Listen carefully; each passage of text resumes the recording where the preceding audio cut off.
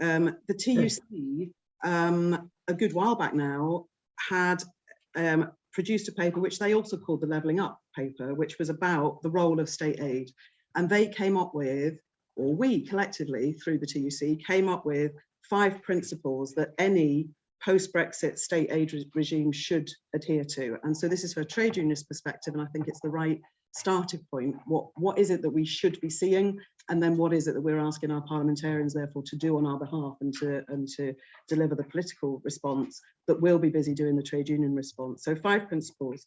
One, that any policy should be supporting decent jobs through, in particular, public procurement processes. So making sure that we're about employment standards, that there's a commitment to skills and development of staff, and that there's a commitment to environmental implications as well through any procurement. So number 1 was decent jobs. Number 2 was accountability, making sure that any deals, that there's transparency, that there's none of this secret, tap on the shoulders and mates of the Tory party that gets given huge deals, that there should be transparency, and that citizens can easily see who is actually running services using taxpayers' money. And my example of that, I work for the health service, my example of that down south is huge amounts of the NHS down south is using the label NHS, but right underneath that label is private companies, whether it's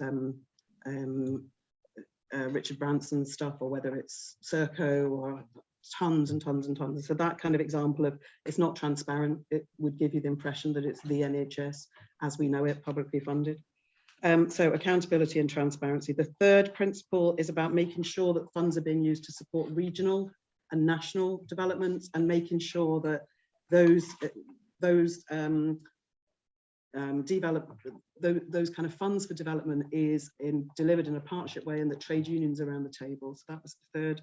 The 4th is making sure that we target support for industries and we attach conditions, unlike the furlough scheme there, where conditions are things like making sure that during furlough time, staff not only got some wages, but also got some chance to develop their skills, which was what part of the trade union ask was.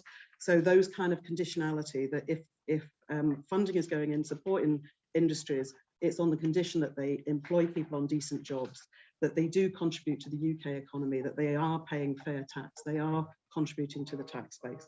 And the 5th principle was making sure that a good trade deal with the EU made sure that as a minimum, we maintain the EU standards in terms of employment details as well.